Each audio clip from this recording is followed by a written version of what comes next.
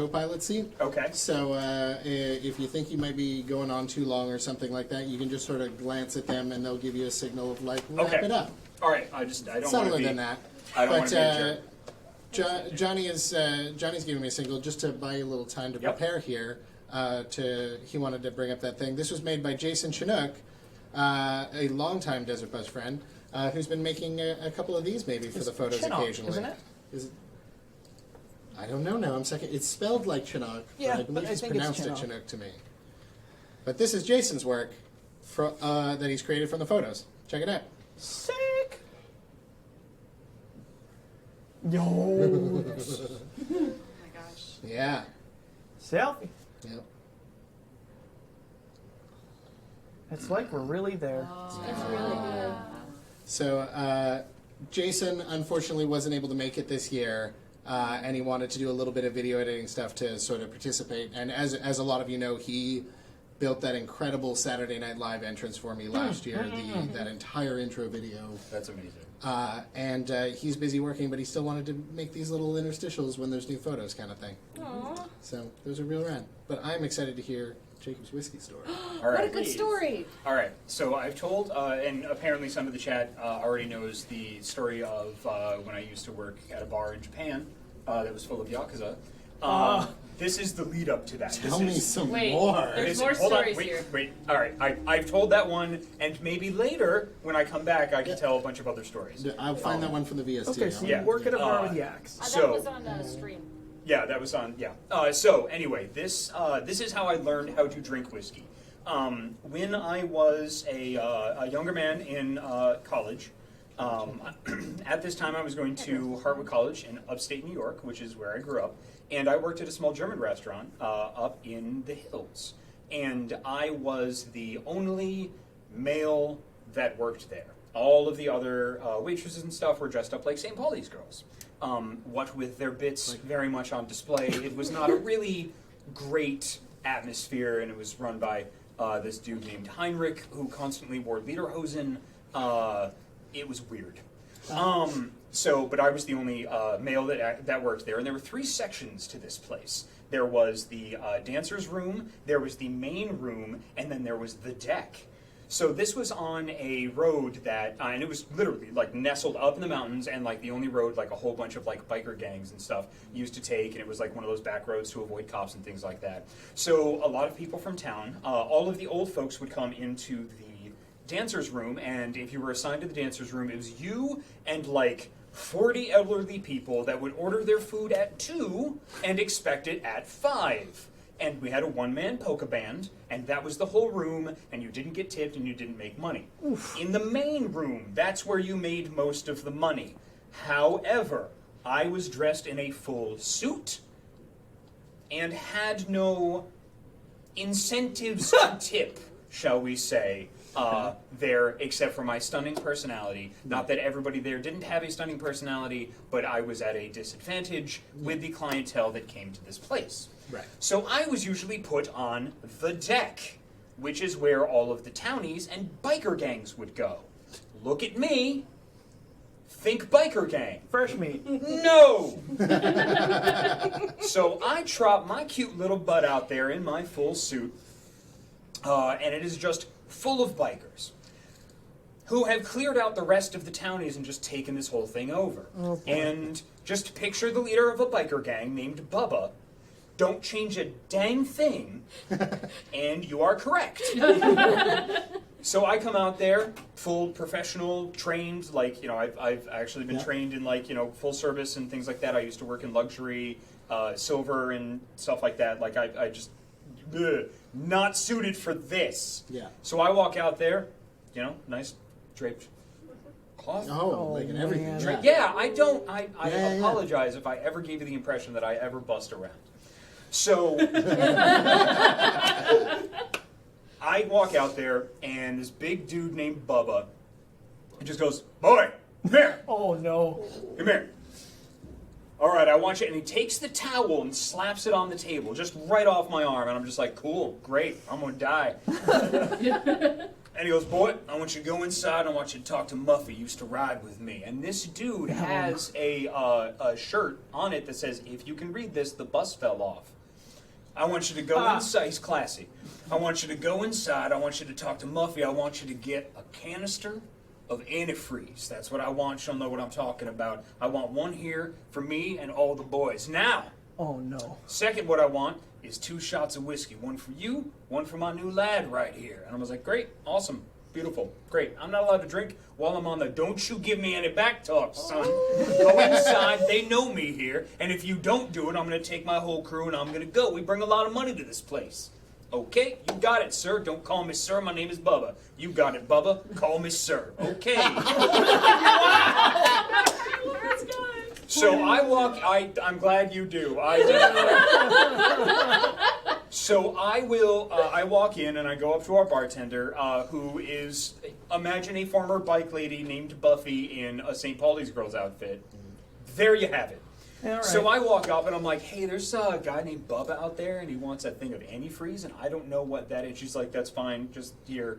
And I was like, and he wants me to take a shot of whiskey, which at this point in my life, I have never done. Ever. How old were you at this? 22? 22. Yes. Okay. Yep. Yeah.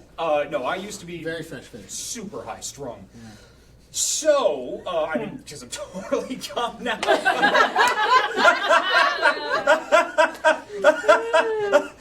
So, I get the antifreeze, which comes, and it's like, it's this big radioactive blue pitcher of I don't know what the hell bus alchemy she put in there. And grabbed it with a whole, and we've got really nice glassware, and she just takes a big stack of Solo cups, and just goes, bap, and then does 2 shots of whiskey. I take them out back, and I'm like, here's the antifreeze, there you are. And he's like, all right. And he puts a $100 bill down on the table, and he takes the salt shaker and the pepper shaker, and he puts them on there, and he goes, all right, kick it back. You're going to kick it back. And I don't want to see you make any face. You better not react because you're a real man, right? And I was like, what about this says real man? So I take the shot, and it's Jack Daniels, and it is awful. It is the worst, and it burns. It's like the devil just peed down my throat. And I make a face, and he takes the $100 bill. His new guy takes a shot, like sets it down, and he takes the 100 and just tucks it into his obviously leather vest with fringe again. And he's like, all right, well, him and his boys, like they get a bunch of bratwurst and things like that, and he's like, I'll be back next week. We're going to ride on back through town. Okay, great. Excellent. Lovely. So a week goes by, same basic scene, come here, antifreeze, Muffy, 2 shots, $100, you don't get tipped. And I didn't get tipped that day, didn't get tipped the next one. Another week goes by, same freaking thing, Bubba, Muffy, antifreeze, whiskey, go, shot, down, bus. Can I say, what's the swear limit? I think we've Here, loosed it up on PG-13? damn. I can say damn? Great. Damn is all right. Damn is all right. Hell Thank is all right. goodness. Yeah, this is Okay. Damn It Liz. Damn it, Liz. Definitely Yes. permitted. Excellent. Fantastic. Because if I If could it's really say funny, I'll let you slide with like an ASS in there. ASS, okay. If it's awesome. really funny. donkey. Okay, got it. I will try to tell the rest of the story without This will be fun. swearing. Okay. Lordy. So, after the 3rd week of not getting a $100 tip, I am upset. We get a shift drink after work every time, and I was like, yeah, like, give me a white wine spritzer, and I'm gonna learn how to drink. But I got real mad because I wanted that freaking money. I was paying my way through college, and staying at like my friend's mom's house, and like doing freaking yard work during the day, and then doing this at night, and it was brutal and awful. And like, money, please, oh my God, money, because I went to school for theater. Money, please. So. The shift drink after work, I just sat down and was like, okay, Muffy, I have to train. So the first day, 1 shot of whiskey, and I do my best to and I get heartburn every day, and like the pee comes out bad. And then the second day, just stop. The second day, 2 shots of whiskey, same thing, training. Third day, 3 shots of whiskey. 4th day, Muffy goes like, you want to really get good at this? Jägermeister. Never had Jägermeister before in my life. It's like drinking cough syrup made by Cthulhu. Demons. Well, I had to say Cthulhu because I said Pete by the devil earlier. Oh, right, See, right. you can't reuse it or else it doesn't. Yeah. Well, demons and devils are technically different. If this were the Forgotten Realms. Oh! Yeah. I mean, Or classic what? theology. What? Wait, I wasn't. Why did everybody go ooh? Because it was a sick bird. It's a sick bird. That no. That's just that no. Keep going. Okay, great. No, I didn't want you to think that I was just like yeah. Like I don't dunk on anybody. I can't. Jacob, it's fine. I know you wouldn't do that, and I could get my revenge in a better, more subtle way. Like that. So anyway. So I trained pretty much this entire freaking week. And then he comes out and Bubba comes with all of his crew, puts the $100 down on the table, and he goes, Muffy tells me you've been doing something special. And then he takes $500 and puts it on the table. And says, go in. I was like, yeah, antifreeze. He wants 2 pitchers. He brought like a double crew, apparently. It's just murder time. I don't know. So I grab it, and I grab the 2 shots, and I go out and take the shot, and he's got a new person on the crew, and they take the shot. We take the shot at the same time, and I turn, like Muffy was like, all right, what you need to do is take it and then turn it upside down, because she was teaching me how to be tough. Because again, so I take that shot and then boom, put it down. I'm able to actually do it. I suspect Muffy watered it down a little bit because it didn't burn as much. I don't think a week of training of just like getting super drunk and throwing up the next day does that.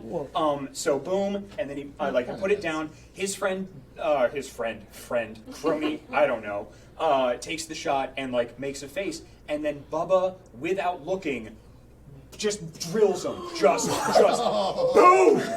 Do you see this little Ponzi bus? This guy can take a shot, you can't. Get out, polish our bikes. I was like, oh, cool, great. He's like, good job. And like just slaps it against my chest, and I literally went like, should I take this? Like, that's meth money, but... He was in theater. Yeah, and he just kind of like Bubba just kind of went like, what the bus? And I took it and then walked inside with it pressed against my chest, okay, cool. And I went inside and Muffy was like, how'd it go? And I was like, money. She was like, well, that's really great.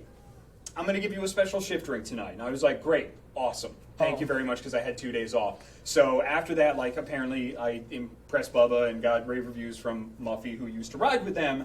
And then she gave me, antifreeze. So she gave me, a glass of antifreeze, on ice, and, put it down in front of me. And I was about to take a sip, and she just goes, 1 second. And then takes a little umbrella and goes, good job. And that was how I learned how to drink whiskey. Wow. So, out of curiosity, what did the antifreeze taste like?